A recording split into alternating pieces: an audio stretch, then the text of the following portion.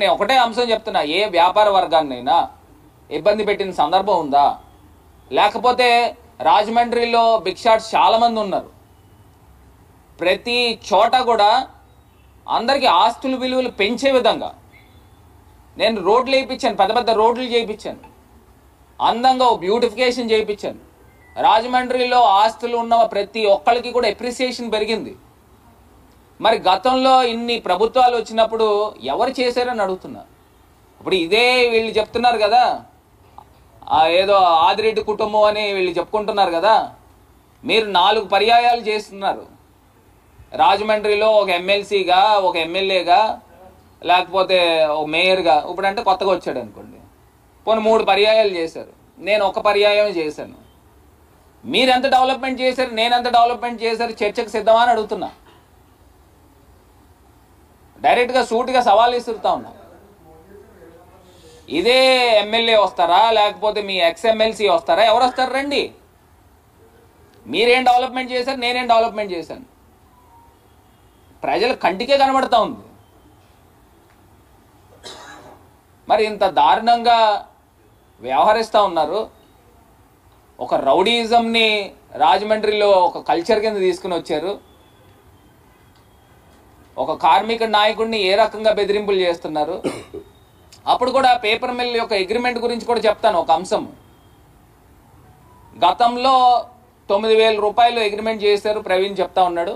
దానికి ఎవిడెన్సెస్ కూడా ఉన్నాయి. దాని తర్వాత కోర్టుకి వెళ్ళారు, కోర్టులో ఎలక్షన్ అవ్వలేదనే దీంతో అగ్రిమెంట్ ఎన్హాన్స్మెంట్ చేయలేదు. దాని తర్వాత కోర్టు విత్డ్రా చేయించిన తర్వాత మేము వచ్చిన తర్వాత అప్పుడు ఇంటర్నేషనల్ పేపర్ మిల్ గతంలో ఉండేది. ఇప్పుడేమో కొత్తగా బంగూర్స్ వచ్చారు. వీరు గతంలో అతను వెళ్ళిపోతూ 9,000 చేసాడు, మేము అంత డబ్బులు మేము చేయలేము.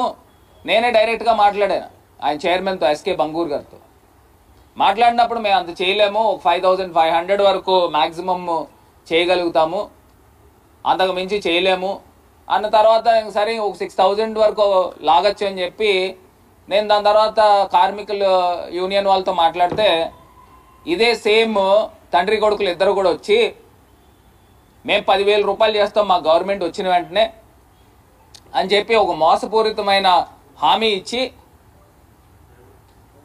ఆ రోజు పబ్బం గడుపుకున్నారు. ఆ పేపర్ మిల్కి సంబంధించి కార్మికులు కూడా బహుశా ఈయన 10,000 చేస్తాడేమో అన్న ఉద్దేశంతో అక్కడ వీళ్ళు బెనిఫిట్ పొందారు. ఆ ఓట్లన్నీ కూడా వేయించుకుని ఉండొచ్చు. ఇప్పుడు సూపర్ 6 హామీలు ఏ తరహాలో అయితే స్టేట్ వైడ్ అంతా ఇచ్చారో ఇక్కడ కూడా అదే తరహాలో. మరి ఆ కార్మికుల లోకం అంతా కూడా సుమారుగా ఒక 5-6 వేల మంది ఉండి ఉండొచ్చు. వాళ్ళ కుటుంబాలు ఇవన్నీ కలిపితే ఒక పెద్ద సంస్థే. మరి ఈ రకంగా మోసం చేశారు. ఇప్పుడు నేను అదే అడుగుతున్నా, ఇదే 10,000 రూపాయలు మీరు అగ్రిమెంట్ చేయండి. అగ్రిమెంట్ చేస్తే మేము కూడా స్వాగతిస్తాం. మరి ఈ రకమైన కార్యక్రమాలు చేశారు. నిజంగా ఇంకా ఎవరు